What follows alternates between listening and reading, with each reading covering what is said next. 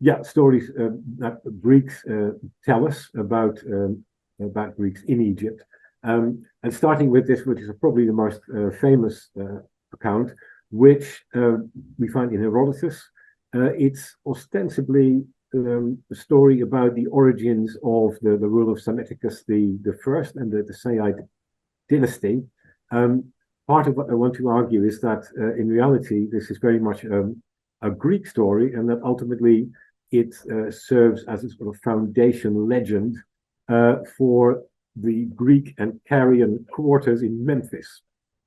So just as you have lots of Greek foundation stories about Greek cities, I'm positing that we have stories here about where those Greek and Carian quarters in Memphis came from. And that ultimately is what is the purpose that this story serves, which is not to say there's not a genuine Egyptian element, a genuine Egyptian foundation story about the Saite dynasty in there as well. But I think a lot of the key elements, and I'll be focusing on those, are evidently Greek and serve that other purpose that I mentioned. So to first of all, to summarize the story, that we have Psammetichus initially as one of 12 kings, the Dodecarchy, ruling over Egypt, according to the story. He unwittingly fulfilled an oracle by which he's destined to become the sole king. And when the other 11 find that out, they treat him as follows. So according to Herodotus, they did not think it right to kill him, but they decided to exile him to the marshes, stripping him of most of his power, and forbade him to leave the marshes to visit the rest of Egypt. That, first of all, I think is a pretty odd thing for them to have done. But an obvious explanation is that about 200 years later, in Herodotus's own time, there was an Amarteus, known as the king in the marshes, who was rebelling at that point against the Persian control of Egypt. And with Athenian aid, for a long time survived as a sort of rebel king, as a sort of guerrilla fighter in the marshes in the Delta. And I think it seems quite likely, and I'm not going to try and prove that, but it seems fairly likely to me, that this detail of what happened to Psammetichus is derived by Greek sources from this much later episode in Herodotus' own lifetime. Moving on, the way Psammetichus is presented, his reaction, his response to this weird exile, he feels that he's treated with extreme hubris, and he wants to retaliate. He wants revenge, and an oracle promises him revenge. That could be Egyptian, but at the same time, you will recognize that this is very typically Greek language, suffering, hubris, and wanting revenge. It certainly makes sense as a Greek perception of what happened to Psammetichus. Then the revenge is going to be brought by men of bronze who come from the sea, and Psammetichus initially refuses to believe that. But when not much time had passed, necessity caused Ionians and Carians, sailing in search of plunder, to be driven off course to Egypt, and when they made a landing, etc. And maybe worth emphasizing, since Peter mentioned the quite close parallel of the story in the Odyssey, where Odysseus, in one of his guises, claims to have been a pirate, a raider who went to Egypt. It's maybe worth emphasizing that here they did go in search of plunder, but they were driven off course to Egypt by necessity, by fate. So I think there's a particular twist here, that they are not, they are raiders, they are plunderers, but they are not intending to go to Egypt. It's fate that drives them there. So this is an element of the legend. They were destined to come to Egypt and meet their destiny that follows. When they get there, an Egyptian who had not seen men in bronze armor before reported to Psammetichus that bronze men had arrived from the sea, and so the oracle is fulfilled. Again, maybe worth pointing out that bronze armor is really not that unusual in world history, and although the bronze cuirasses that we may associate especially with Greek hoplites are not so common, but bronze helmets and bronze covered shields, these were really widely in use, both in the Assyrian Empire, for example, at this time. I'll come to Egypt itself later on, but also in the Bronze Age and so forth. So it's that detail that Greeks are so different from everyone else that an Egyptian wouldn't recognize bronze armor when he saw it, is clearly very much part of the legend. And in this case, a part that kind of justifies the Greeks or sets the Greeks apart as people who fight in a way that others, non-Greeks, don't even recognize as human in this case. So that seems to me, again, very much a Greek touch. And then Psammetichus, having realized rhetorical means, makes friends with the Ionians and Carians, makes some great promises, and then together with Egyptians and these epikuroi, these allies, these supporters, or mercenaries is maybe an over translation, overthrew the rival 11 kings. But that's not the end of the story, and this, I think, is where actually the point of the story, from the Greek point of view, finally comes in. The Ionians and Carians are given a place to inhabit, the so-called camps opposite one another with the Nile in the middle. So the suggestion seems to be Ionians on one side and right opposite them on the other side of the river, the Carians. These places are given to them along with everything else he had promised. So the suggestion in the story is this is their reward. They are given land, and they're giving a place, a town to live, seemingly independently. And then at a later time, Amasis, so we're talking now a century later, remove them from there and settle them at Memphis, making them his own guard. So the assumption here is them, i.e., the people who had been settled there by Psammetichus a century earlier, are still there, or rather their descendants are still there, i.e., this has not just been a temporary settlement of mercenaries, but they've put down roots, they've families that had children, and their third or fourth generation descendants are still living there in the camps, and are then moved to Memphis, where they acquire a new role under Amasis. And then, the sort of punchline almost is very emphatically that this is a foundation legend. These were the first foreign language speakers to settle in Egypt. And finally, there's proof that the Herodotus story is true. The slipways and the foundations of their houses can still be seen in my day. So, he takes the trouble to cite evidence for his version of this story. So that's a story. I say quite well known, but maybe already at first sight it's obvious that there are strong Greek elements to it. And as I say, I just want to emphasize that ultimately it seems to need to come down to this final stage to explain how come that there are Greeks and Carians living in Memphis. And that this was the case is attested by a later source, Aristogoras of Miletus, who specifically mentioned a Greek, the Hellenicon and the Caricon, a Greek and a Carian quarter, and their populations, the Helleno-Memphites and the Caro-Memphites. And that this is not a fiction, but that there were Carians, certainly. The Greeks are less well attested, but there are plenty of Carian monuments, such as the one in the picture, sort of typical Egyptian grave stele, but with a Carian inscription on it, or lots of it collected by Wittmann. The references on the slide. So there's no doubt that there were definitely Carians and very likely Greeks living in Memphis from a certain date onward, to which we'll come, and that this is ultimately what the story in Herodotus tries to explain how that came about. Now that this story is a legend rather than simply what really happened, it's the next point that I want to demonstrate. And I think I can demonstrate that both by looking at contemporary evidence from the Saite period, that is from Assyrian records and Egyptian records, and also by more indirectly by evidence for a Greek and Carian presence in Egypt at this time, or absence at this time. So just to remind you of the broader context, we have at this point the Neo-Assyrian Empire expanding quite energetically, and to the south of Egypt we have the Kingdom of Kush, or Nubia, as it's variously known, also expanding northward, and in Egypt, and especially the Delta, being squeezed in the middle. And then from our record, in my design, this slide wasn't bright red. Apologies for the slightly over-emphatic presentation. Anyway, what really happened, I think we can piece together, and people have piece that together. That's not my doing. From scattered records. Key stages that I've listed here are that about 715, the date's not exact, a king of Kush occupied, having already controlled Upper Egypt, occupied the Delta, and actually moved the capital of this whole united Egyptian Kushite kingdom to Memphis, just south of the Delta.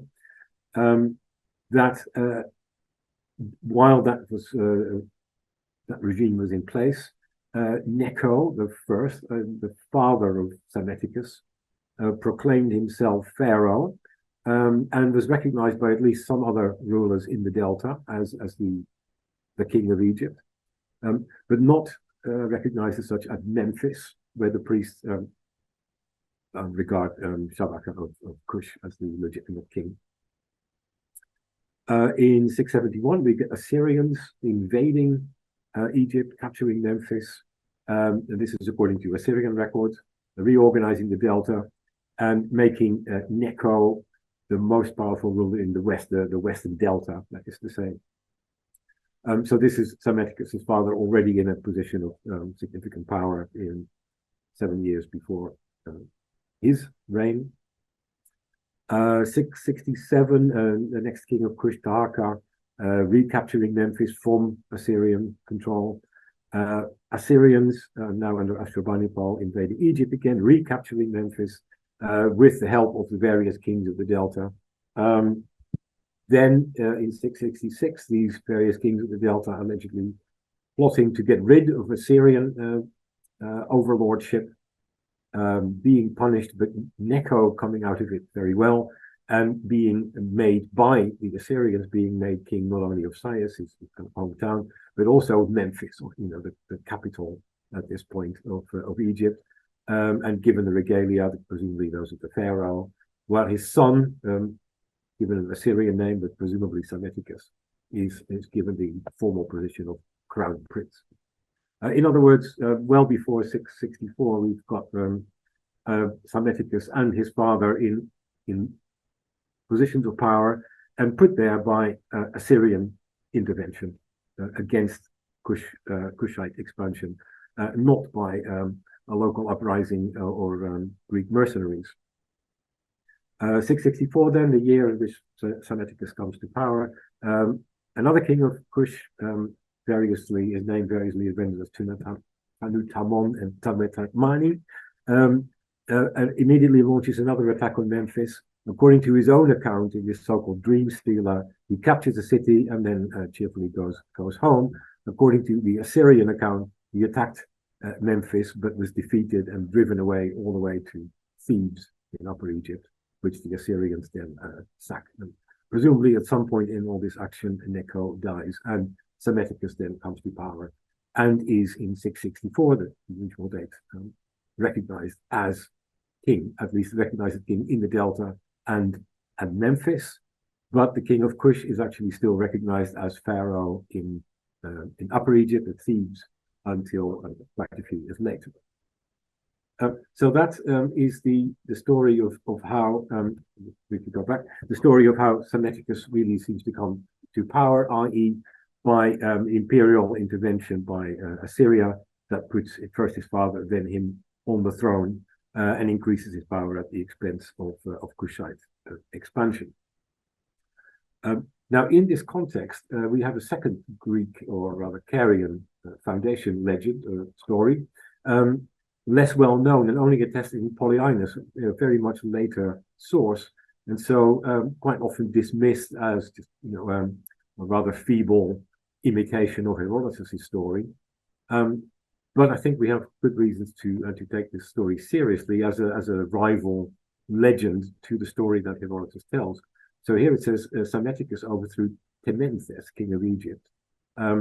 And again, this is not my idea, but everyone who's discussed this, not that many people, but they've all recognized Tanutamon or Tametamani as the Kushite name behind the Greek rendering Tementes. So here there is a claim that Psammetichus actually overthrew the king of Kush and Egypt, who is more or less correctly named. So that's already a big step closer to historical reality as we can reconstruct it from a contemporary record than Herodotus' story is. It featured Tementes here being instructed by Ammon to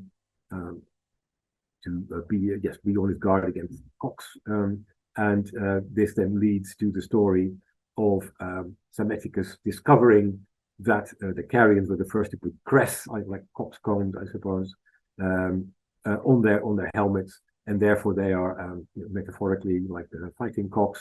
And he hires lots and lots of them, leads them against Memphis, and wins a battle there.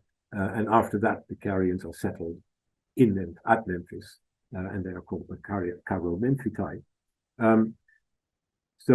Yes, they identify the opponent correctly, unlike Herodotus. Gives a role here to the Carians. It features the idea that Tementes gets advice from Ammon, and in Tanutamon's own dream stela, he does specifically say that he marched to Memphis because he was instructed in a dream rather than an oracle, but to march on Memphis. And then it identifies the place where the battle is fought as Memphis, which again fits with the historical record. And so, as I say, this is why I think this is still a legend, still a myth. But in several respects, it's closer to what we think really happened than Herodotus' story is. It again ends with, as it were, the punchline, and this is how the Carians came to live in Memphis. But the big difference, of course, is that according to this story, it's only Carians. There's no Greeks in this picture. And they're settled at Memphis straight away. As soon as Psammetichus comes to power, they're settled there. They don't first live in Stratopida and then 100 years later are moved to Memphis under Amasis. Perhaps, and this is what I would suggest, perhaps the reason why Herodotus, I think when you think about it, quite remarkably, emphatically keeps saying Carians and Ionians, Carians and Ionians. He never just says Greeks or Ionians, always Carians and Ionians, is that he's implicitly actually taking issue with this story, that he's aware of a Carian story which says we, the Carians, lived in Memphis from 664 onwards because we helped Psammetichus come to power. And Herodotus, on behalf of Ionians, is saying that's not what happened. Both Ionians and Carians came together at the same time. They were settled by Psammetichus, and they first lived at Stratopida. Hence, he emphasizes there are physical remains to be seen that they genuinely lived there. And they both arrived at Memphis at the same time, only 100 years later. So that, I think Herodotus doesn't mention this story, but he implies a knowledge of it, and he is arguing against it. Now, in terms of what Carians are doing in Egypt at the time of Psammetichus's accession to power, the Assyrian records do also say that just a very few years before 664, Gyges of Lydia offered his submission to Assyria. And they're very pleased with that. They regard Gyges as living incredibly far away. So this is a country and a language they've never heard of. But even so, this person from such a distant region comes to offer his submission to Assurbanipal. Given that that's what he did, and given that what Assyrians want from their allies is basically military support, it seems quite possible that it was actually Gyges who sent some of his Carian allies or subjects to fight in Assurbanipal's army, and that's how they ended up in Egypt, and that they could legitimately claim to have played a part in Psammetichus' accession to power, although I would argue only as a subordinate part of the Assyrian army, not as Psammetichus' personal main allies. And the references on the slide that shows, why we might have reason to think that Gyges did make use of Carians, particularly in his own accession to power and subsequent war. But more important, perhaps, is the general evidence for Carians as the archetypal, mercenaries or allies. Some quite well-known passages, I suppose, with Archilochus, very much contemporary with these events, already thinks of the Carians as somehow the archetypal epikuroi, the archetypal mercenaries / allies, helpers. The Greek proverb, the carrion runs your risk, which I take it refers to the idea that when you wage war, hire some carrions and they do all the dangerous work. The tradition much later, admittedly, that carrions actually invented the whole concept of mercenary service. And then the earlier well-known tradition that the carrions also invented all the key features of Greek hoplite armor, the shield handles, the emblems, the helmet crest, and so forth.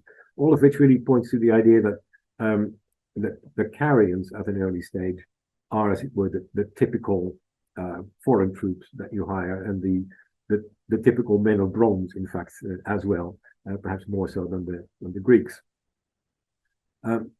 So I think perhaps what we have here then is the possibility that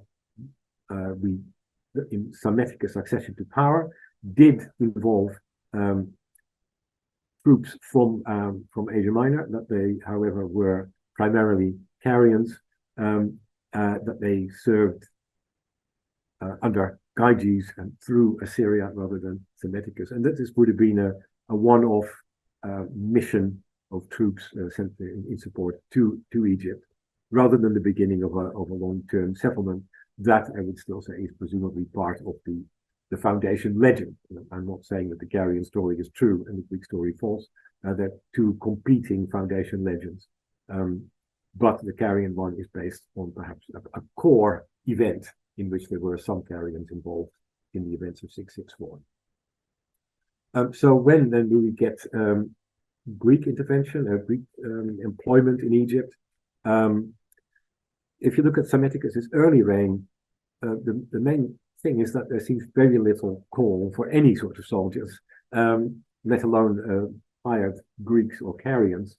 And again, this is something, the first slide here is what many Egyptologists have pointed out, that Psammetichus seems to rely very strongly on diplomacy, on consensus to rule and to extend his power, rather than any sort of military campaigning. I won't go into too much detail about what's listed here on the slide, but there does seem to be a significant turning point, like 8 years into his reign, where he manages to make his daughter, Psammetichus makes his daughter, the god's wife of Amun at Thebes, so in Upper Egypt, major religious position of religious authority, which suggests he's now asserting himself there as well. But in the meantime, and until then, the Kushite king has been recognized in Egypt. There's been no attempt, so far as we can see, to overthrow him. There's no sign even in the Delta either of Psammetichus trying to assert his authority. There's lots of local rulers that retain titles that suggest they have their own armies, that they are powerful chiefs, but that they recognize Psammetichus as their kind of overlord. And the first sign of any military activity at the bottom of the slide, 655 to 654, an expedition against Libyans, where the stela that reports this was initially, the reference at the bottom of the slide, interpreted as mentioning mercenaries, which would fit, of course, with the idea of the Greeks and carriers playing such a big role. But yeah, subsequently it's been reinterpreted to say, look, that's reading Herodotus into the stela, which doesn't actually mention mercenaries. It talks about local militias. It talks about the professional Egyptian, the so-called Ma troops. It talks about the priests of Ptah in Memphis playing their role in legitimizing this expedition. There's not actually any mention of mercenaries there. So yeah, no obvious role for Greek mercenaries or carrion mercenaries early on. And I would add to that, and this is something that I don't think Egyptologists have generally recognized. So it may well be wrong, but this is a conclusion I argued for in that chapter on which this whole talk is based. If you look at the Assyrian records, the so-called annals, which, as you may know, are essentially building inscriptions that just keep being revised and rewritten year on year on year, or even month on month, it seems. Every time a new building goes up or a new bit of a building goes up, a new building inscription will be added with the whole record of the present king's achievements. And so these records are, many versions of these records are survive from Assurbanipal's reign. And they do keep changing. They don't just add things, but they revise previous events. And then we get in the period of the so-called Babylonian revolt in 652 to 648, which is a major crisis for Assyria.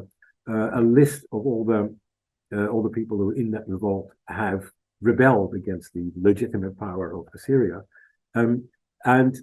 Interestingly, there is no mention here in this long list of rebels of Egypt. And I think this is a significant omission because you see the underlying passage.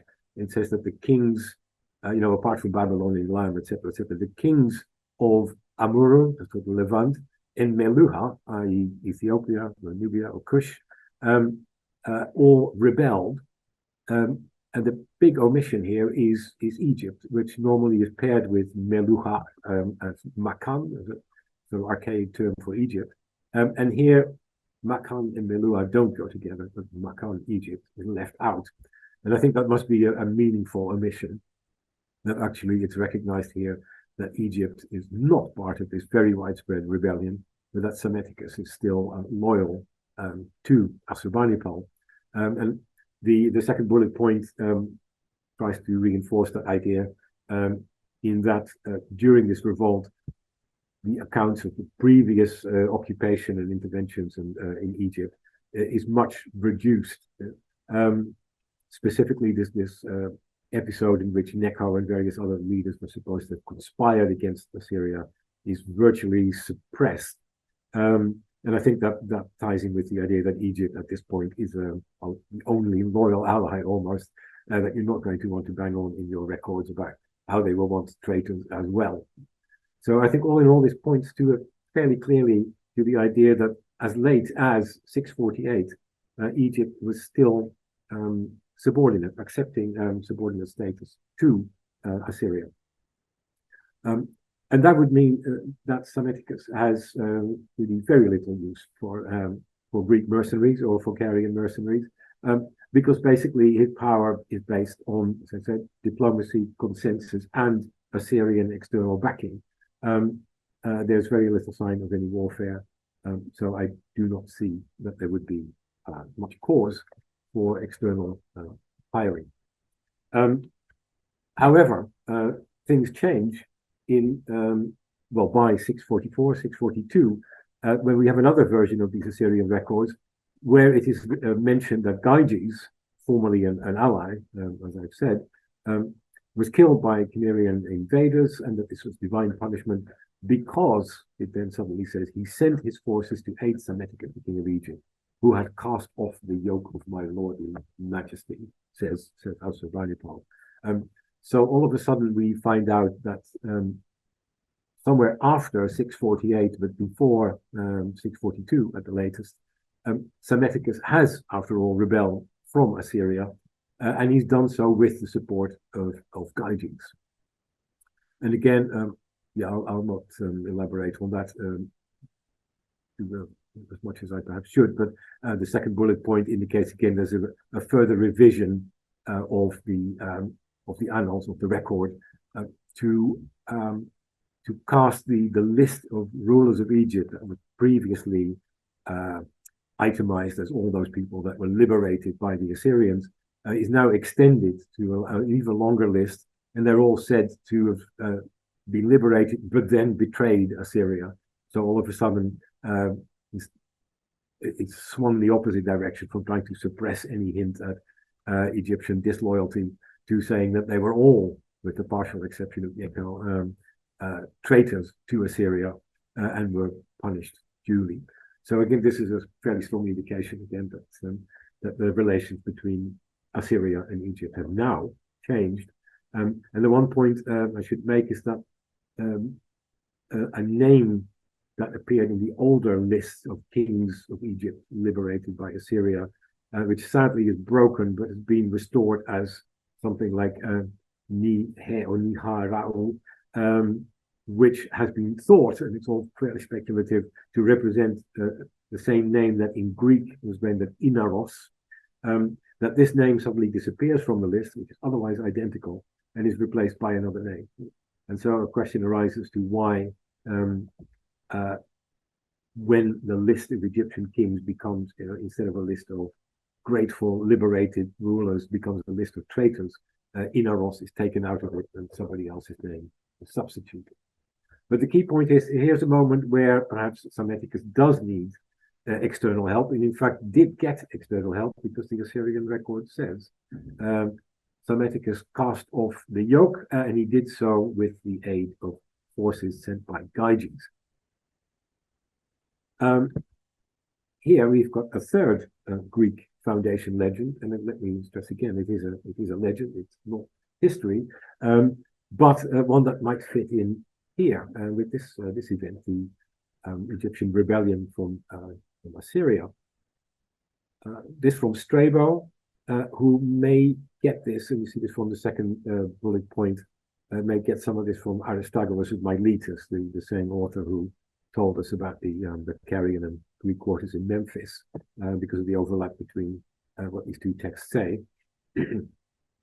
So Aristogoras of Miletus, perhaps, or at least Strabo, says that Milesians, at one point sailing in 30 ships in the time of Psammetichus, landed at the Balbitine mouth of the Nile, disembarked, fortified this place called the Watchtower of Perseus and the fort of the Milesians, and then sailed upstream into the province of Sais, defeated Inaros in a naval battle, and founded Naucratis. So this is on a different branch of the Nile. Let me just skip to the shore.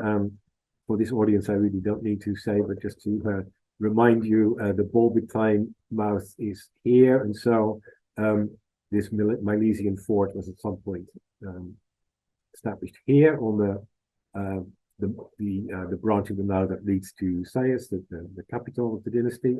And then at some point, according to this story, those Milesians who had settled here also sailed round into the Canopic mouth, and sailed all the way down here and settled in Naucratis, perhaps even on to Graeco-Aegyptiaca and Memphis beyond that. So that's the geography. Here the story is that Milesians came to Psammetichus's aid. At least that's how I read it. They came to Psammetichus's aid, and they fought Psammetichus's opponent Inaros, and perhaps as a reward for this effort, were allowed to found the city of Naucratis and settle there. So as I say, this is a legend. We'll say a bit more about why it definitely is a legend and not what happened. But I would suggest that this might be a legend that ties in with potentially an actual Milesian intervention. Again, troops sent by Gyges, this time to help his ally Psammetichus against the Assyrians, whereas previously he sent troops to help the Assyrians against the Cushites.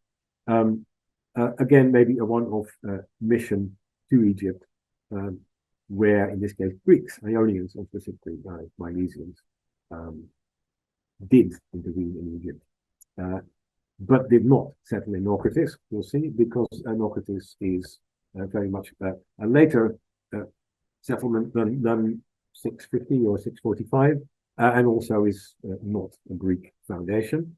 But before we do that, just to suggest that it's not such an odd assumption that Milesians might have worked for Gyges or been sent by Gyges, in that we have this tradition from Strabo that the Milesians amongst their settlements included Abydos in the Troad, and that they settled that by permission of Gyges, king of the Lydians, who was in control of his territory in the entire Troad. And that this might then also apply to other Milesian foundations, Arisbe and Pisos in the Troad, presumably also to yet other Milesian foundations that would have been within the territory of the Lydian kingdom, Apollonia on the Rindakos, and various towns in Paphlagonia, all of which we are only told were founded by Milesians, but depending on when they were founded, well, actually almost whenever they were founded, would have been, as I say, within Lydian territory. So presumably by permission of Gyges or one of his successors. So yeah, the idea that Milesians might have come to Egypt in the service of Gyges, I think, is not implausible. That they founded Naucratis is attested elsewhere too. Quote Eusebius and Suda, but there are several others that say similar things. It is clearly, again, not the story that Herodotus tells. And again, I think this is a case where Herodotus maybe knows the story, but tacitly rejects it. When he talks about Naucratis, famously, he says that Greeks settled there under Amasis, not Psammetichus, and also that the cities put in charge by Amasis, included 9 named cities, including Halicarnassus, and specifically not Miletus or Samos, who you would think would be prominent there. So I think Herodotus is here giving, again, an alternative story of the origins of Naucratis that, I would say, tacitly rejects this Milesian claim. Again, neither of them are true, and this thanks to British Museum work in recent years has become very, very clear. I think it's nicely illustrated by this. Is I found this somewhere on the British Museum website, I think, or one of their project reports.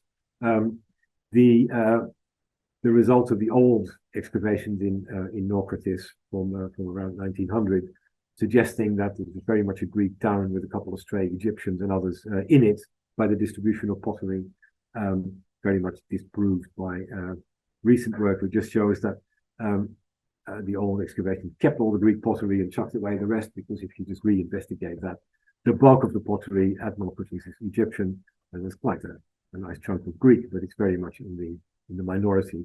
So this is evidently, and also in terms of the buildings, the structures found there, it's an Egyptian town with maybe a Greek quarter in it, and the pottery goes back to, I'll have more details about that in a minute, actually.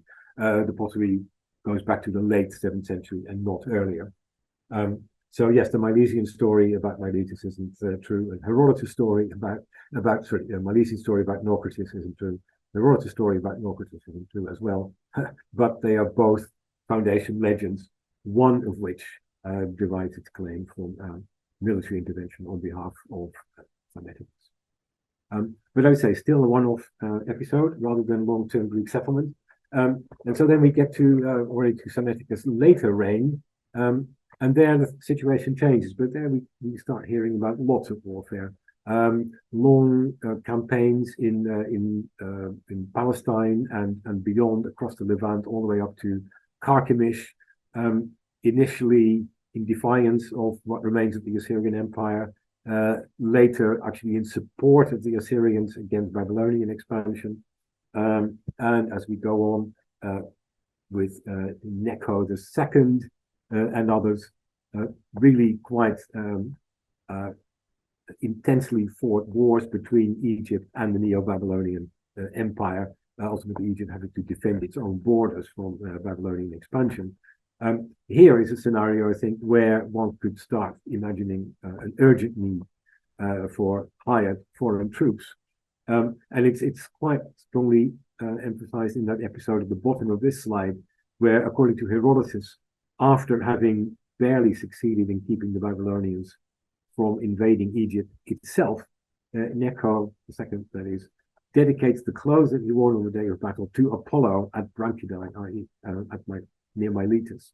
That, I think, is the first clear indication of an Egyptian king appealing to Milesians and presumably their Ionian and Carian neighbors to come to Egypt and join him, advertising this victory over the Neo-Babylonian Empire.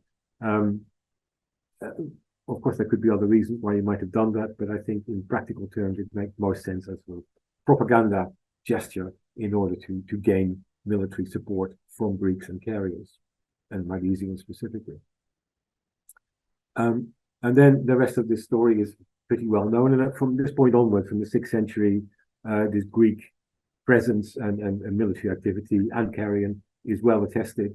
We have the campaign of Psammetichus II against Kush, with the famous graffiti from Abu Simbel, Greek, but also Carian and even some Phoenician, apparently. I haven't seen the latter, but I read about those. Then under Apries, more expeditions in the Levant. Overseas, note with the use of ships, as also under Necho II. I'll come back to that. A story about foreign soldiers described as, not strictly sure how to pronounce it, but I'll call them Haunebut, a term evidently used for soldiers coming from the north, from overseas, and so typically Carians and Greeks, I imagine, alongside Asiatics and an unidentified third group, being employed in large numbers in Elephantine. Well, the story goes on. I mean, I've just listed all the episodes just for your information, but it's pretty clear that from about 600 onwards, we have a whole series of episodes and other kinds of evidence for Greeks definitely being present as soldiers in Egypt. There's their role again in the civil war between Apries and Amasis. And then, yes, according to Herodotus, from about 567 onwards, the move of the Greek Ancarians to Memphis, and then their final appearance in about 525, fighting the Persian invasion under Cambyses and being defeated, and that seems to be the end of this mercenary presence. So certainly from 600 to 525, plenty of records to suggest Greeks and Carians were serving in the Egyptian army. We can add to that the evidence for individuals serving in Egypt.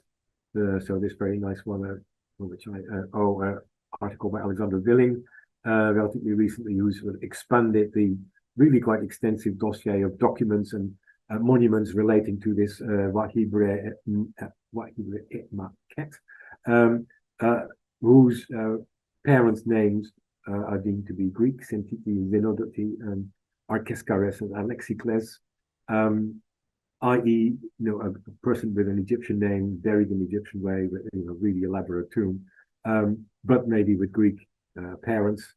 And ditto in the Abu Simbel inscriptions, Psammetichus, son of Theocles, so a second generation immigrant, it seems, in 593, and the famous Pedon inscription honored by a king Psammetichus, maybe just about Psammetichus the first. Anyway, lots of individuals, Greek individuals attested in Egypt, and attestation to Egyptian officials in charge of foreign troops as well. A few listed here, again mentioned in the Abu Simbel inscription, but also independently attested in monuments. And this very nice one of one under Amasis, Ujahoresnet. Anyway, the evidence is quite ample. And finally, we have archaeological evidence for a Greek presence more directly more indirectly, I mean, by the Greek pottery at various strategic sites that are quite likely to be some of those fortification sites, Tel Kedah, Pelusium, Tel Zafana, maybe almost certainly Daphne, again known from Greek records as well. Quite a lot of Greek pottery found in these places, but typically very much alongside Egyptian pottery. So again, none of these are Greek towns or exclusively Greek settlements, but there's an element of Greek pottery amongst the assemblage, and you see the list goes on. By about 600, pretty much everywhere, all the significant places in Egypt, and at least in the Delta, have Greek pottery. And then if you go to the Levant, the squares for Corinthian pottery and the triangles for East Greek, again, this relates to pottery from about 625 onwards, and it's all over the place after a relatively long and thin period of Greek pottery being found in these areas before that. So I think all that points to pretty much the same conclusion, that from the bottom bullet point here, that from about 625 or maybe as late as 600 onwards to 525, there is an extensive Greek and Carian presence used in these wars against first the Neo-Babylonian Empire later the Persian Empire, used as garrison troops, used on long-range missions up to Carchemish and Sidon and Tyre and so forth. But that before that, we don't have very much evidence for this sort of thing, except 664, maybe carrions sent by Gyges supporting the Assyrians who put Psammetichus on the throne.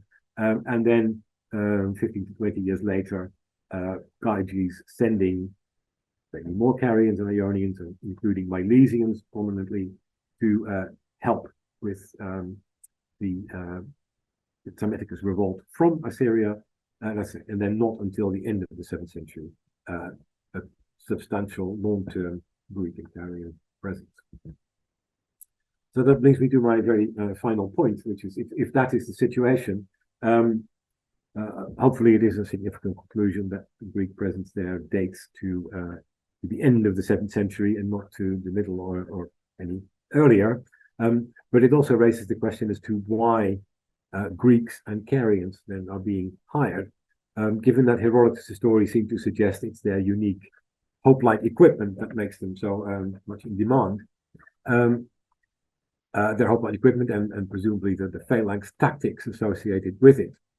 I think we have quite good reasons to doubt that, not least in that, by all accounts, and including Greek accounts, pretty much so, the Egyptian native army was very large.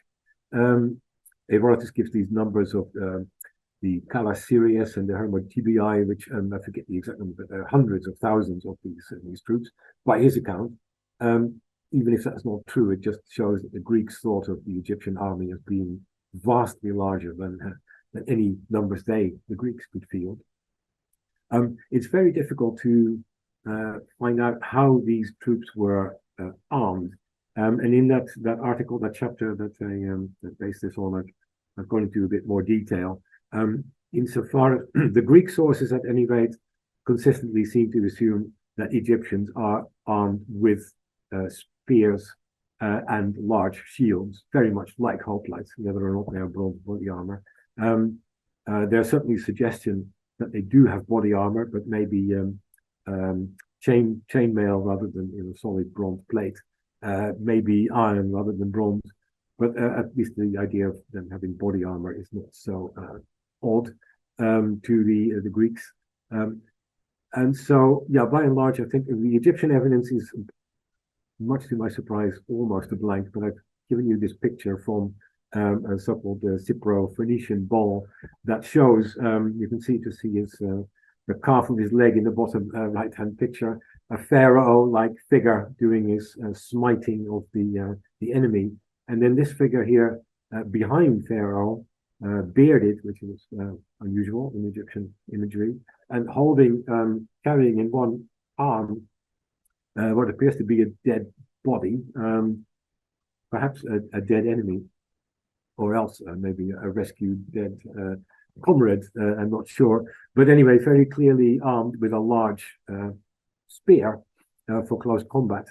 And the other hand is holding a fan. That you can't quite see that. So we don't know what he would have held in combat. But it's so far as it goes, it tends to support maybe the Greek picture of Egyptians also being equipped for close range combat. I would say it's difficult to see in this picture, but that at the top of the man's head, you can see an arrow. You can see my cursor here. You can see this line here, and you see these thin lines here. He's evidently has a feather in his headdress. That's one way in which Egyptian iconography represents Libyans, and the kind of professional standing forces in Egypt at this time are supposed to be, I mentioned them earlier, the Ma of Libyan origin, and so it seems possible to me that this figure in this ball, and there's a number of other balls that show the same or a similar figure, is meant to represent the pharaoh's army in a single figure. In which case, it would at least suggest these Libyans too are equipped, as I say, for short-range combat. So anyway, it's not so obvious that the Egyptians are lacking hoplite type soldiers.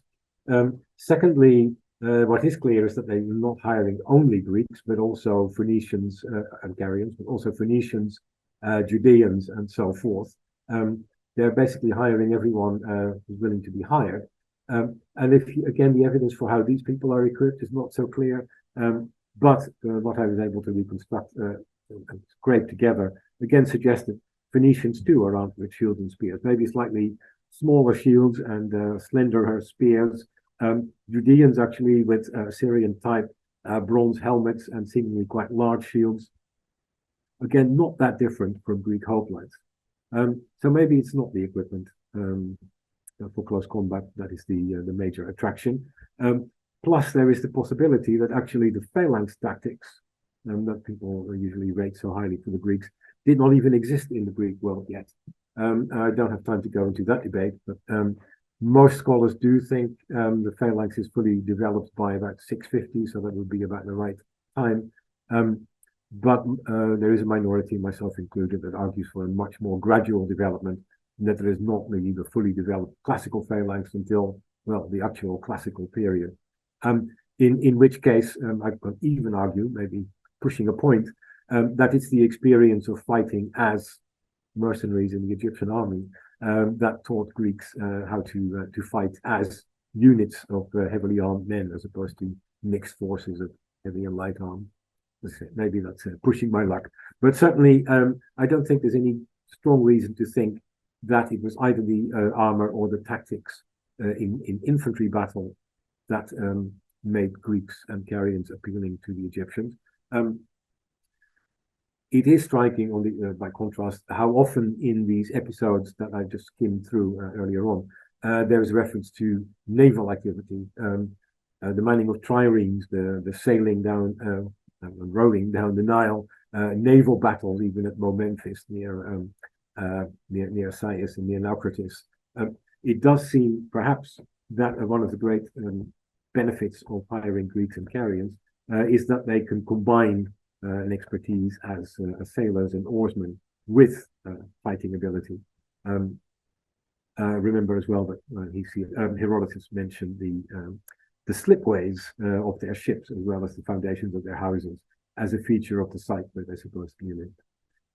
So maybe that was more of the appeal, but more simply than that, I think it's probably simply that for these garrison duty, for maintaining garrisons, for waging long-distance, long-term campaigns, you needed soldiers that were available for long periods of time, whereas the native Egyptian forces had their own farms to get back to, and simply couldn't be relied upon to wage the kind of war that Egypt started fighting in the late 7th century, but not earlier. And finally, on the other side, I think there is also the case that the Greeks generally were just widely available, and that this around 600, as opposed to 660, is precisely a point where there is quite a lot of evidence for a significant internal crisis in the Greek world. We might think of Solon or crisis in Megara and other places, and actually also in Miletus, a civil war is attested, where I think as a result of increasing internal tensions, there were more and more Greeks seeking their fortune elsewhere. And so I think conveniently for all concerned, it was partly because there was lots of Greek surplus manpower looking for a livelihood, and new developments in Egypt and Levant, in Egypt fighting an expansionist empire and requiring new kinds of soldiers, that these two factors came together and explain why we do have Greeks and Carians and many others in Egypt from around 625 or 600 onwards, but not actually before, despite what these Greek foundation stories tell us. That's it.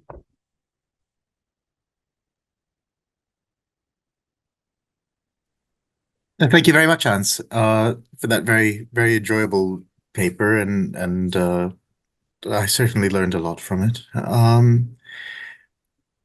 Do we have any questions from the audience? think we already have one in the chat I see. from Brian. Were these northern mercenaries independent actors, or were they sanctioned or sent by their home governments? He asks. Right. Yeah. Yeah, very good question. And so what I was arguing is that for the earlier episodes, so the sending of Carians to help Assyria in 664, and maybe the sending of Milesians to help Psammetichus in the sort of 640s. That yes, these were, well, not exactly their home governments, but that they were sent by governments, so specifically by the Lydian king. So this is a pretty major kingdom, of which these Greeks and Carians are neighbors and probably subjects as well at this time. But yes, for the later mercenaries, so from in the 6th century, I'm assuming that these were independent actors, and that part of the reason why Necho II is sort of advertising at Branchidae near Miletus is precisely just to encourage people to come to Egypt and find service as individuals or as small groups, rather than being sent by their home government. But yes, thank you for letting me clarify that.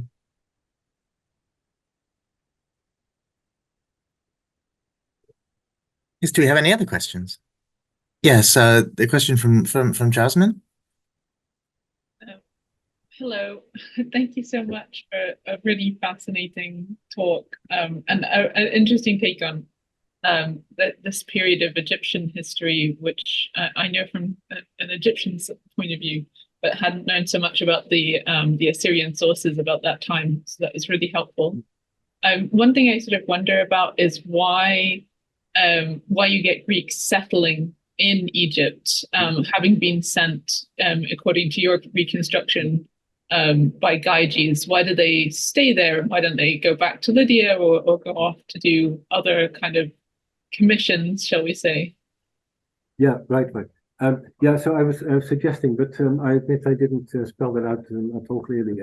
So I was suggesting that despite the Greek story, that they didn't actually settle, but that in retrospect, so when they do settle is after 625 or 600, and then under Amasis, where large numbers, I think, get hired on a permanent basis in Memphis, and then and other Greeks settle in Naucratis. Then we have permanent settlement, and that then in retrospect they try to explain the origins of how come they came to settle there with reference to these stories that draw on earlier episodes, where there was a temporary military intervention, but that didn't actually lead to direct settlement.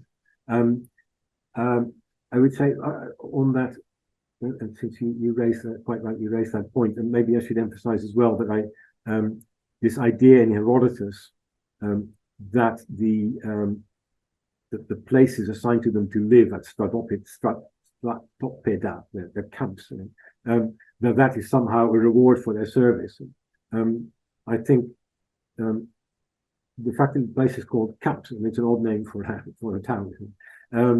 I think actually it will be a reference to a place where, at some point, maybe around 600, mercenaries were settled, because it's a border, it's a positional border against Babylon. So this is a place where they were settled, but not as a reward for their earlier service, but because that's their job. I mean, they have to live there in order to protect that border from Babylonian invasion. And so if the foundations of their houses would be the barracks, etc. And this is not a town where they lived for many generations with their families and descendants, but actually a border fort where at some point people were installed, but that then gets to be incorporated into a legend that says this was not just a place where some of us worked for a while, but this is the original foundation where we all derive from. But that, I think, would be part of the myth rather than the history. Okay, thank you so much for clarifying. And the same story effectively is true of the Carian settlements at Memphis as well.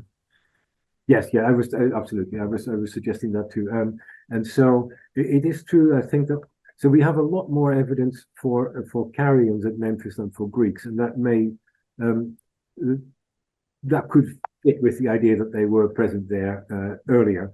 At the same time, I think as far as it can be dated, and there are quite severe limits to how well it can be dated, I think, but there's not any definite evidence where you have to place a Carian, apart from the literary, the story in Polyaenus, where you have to place Carians there earlier than Greeks. So again, I think both from 625 or 600 onwards pretty clearly attested, but none definitely earlier than that. So I think there's a slightly better chance of Carians having settled that earlier on than Greeks. But I think it perhaps most likely that neither of them settled there, that both these early interventions were just that one-off interventions, and the settlement only happens later on when long-term service is needed for a different kind of warfare.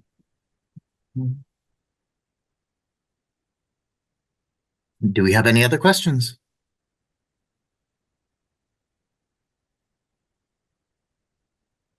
I mean, I wonder. You mentioned Naucratis, and obviously that's I suppose in both in the Greek's own traditions and in the historiography, that's always been understood as a commercial settlement, right? As a kind of free port. And then we have Memphis, which is a very different kind of settlement, I suppose. When it eventually happens, that would be a military. Yeah. Mainly a military settlement. Do we have any? I mean, just in general, it's an honest question. I mean, do we have evidence for conscious settlement of foreign groups by Egyptian kings in particular places for particular reasons, or is this right? But well, I mean, I would think for both Memphis and Naucratis, but for different reasons.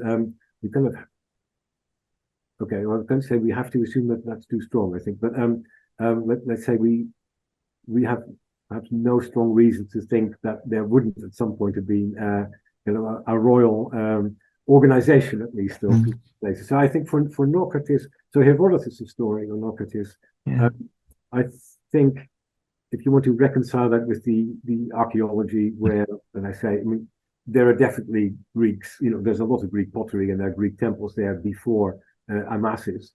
At the same time, pretty definitely not as early as the Milesian story might seem to suggest. So I would think it seems quite likely that maybe there was there for a while a more informal, a gradual process of Greeks doing business there, some of them maybe settling there. And then maybe at some point, for example, under Amasis, a governmental intervention where they can organize things. Okay, lots of Greeks there now. Let's assign them a quarter of the town. Let's impose some rules. Let's impose some semi-autonomous organization, but very much within what was already an existing, quite simple Egyptian town. And so yes, for Memphis, maybe something similar. There though, the link there with Amasis, and the story is quite complicated because I think what you get from Herodotus is, to a large extent, that Amasis is propaganda, his self-representation, which you can also see in one or two of the surviving stelae by Amasis, where he presents himself as the legitimate king getting rid of some kind of interloper or dictator in Aprius. Well, it seems fairly clear from other Egyptian records that more or less the reverse is true. If the reverse is true, I mean, then it kind of makes sense for Amasis to support himself with quite extensive mercenary troops to keep him in power, as Herodotus then says, his guards against his own guards against the Egyptians. And if that is what happened, then one could see that maybe he might have more or less formally, at a stroke, introduced to a Carian and a Greek garrison to support him in Memphis. But I wouldn't, I wouldn't exclude there what you're suggesting, Peter, a more gradual process of Greeks settling there earlier on that may be accelerated to a point where it gets organized to a great. And then Amasis starts behaving like a Greek tyrant. Right. Yes. Well, at least according to yes, Yes. the Greeks then start reading it. Yes, in that way, in a pattern familiar to them, but in a way, in a sympathetic way, because it benefits them. Yes. And I suppose he's paying. Yes. No, that's certainly the assumption. I think as well. I mean, it's an important point to make. Maybe I talk about long-term service and even settlement. So about Memphis, you probably wouldn't have a story like that told even in 350 if there weren't a kind of continuous settlement, which people are trying to explain.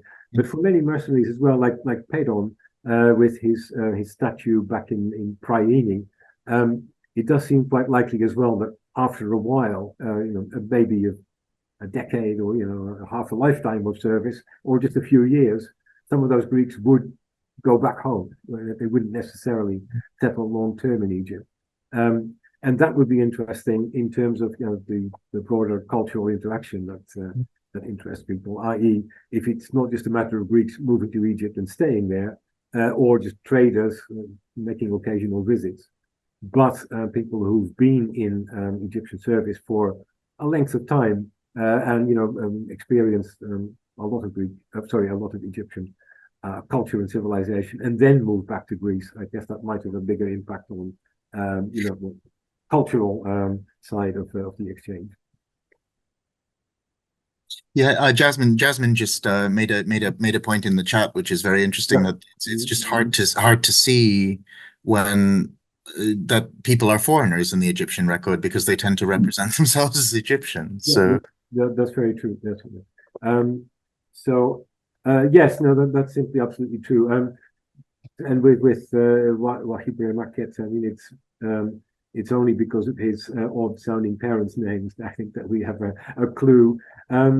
So yes, I mean, maybe earlier generations disguised themselves, or an earlier generation disguised itself better, assimilated more. I can't deny that's a possibility. I would, my sort of, it's not more than a gut instinct. Do you imagine that as time goes on, the assimilation gets stronger rather than that? You can't tell their presence earlier on because they completely assimilate, and then later on they become a bit more visible because they somehow disassimilate. Beyond that, I mean, I would probably put some weight, but again, maybe not. I think it depends on the size of the community as well, doesn't it? Yeah, I mean, you need to prevent assimilation from happening. You need a certain critical mass, I suppose. You're right. No, that's a strong point. No, I accept that. I was thinking the only other. So there is the Greek pottery, and I very much accept that pots aren't people, etc. So there is a question to be asked there. But one could make something of the Greek pottery really not appearing until the late 7th century, and secondly, these Egyptian officials, the commanders of Halibut, apologies for my pronunciation, only appearing under Psammetichus II, which sort of suggests that they are then there in sufficient numbers to merit a commander of their own, or in the Abu Simbel inscription, where you have what's his name, Potasinto, who is the commander of the other Glossa, where there's enough of them there to form a distinct unit, and so it's possible, along the lines of Peter's suggestion as well, that maybe earlier on there was a Greek and a Carian present, but so small scale that it's just not visible, and it just takes a while to build up. Then when there's a Greek community and the numbers of mercenaries are large enough, you get more easily detectable traces of their presence. That could be. Yeah. Does anyone have anything else to comment, or any other points they want to raise? Well, then in that case, thank you very much, Hans, for the wonderful paper, which I enjoyed very much, and yes. Well, thank you all for coming. I think we'll be the next Graeco-Aegyptiaca talk will be in about a month from now, I think. And I look forward to seeing you all there. We'll advertise it shortly. And thank you very much. Thank you. Thank Thanks you. very much.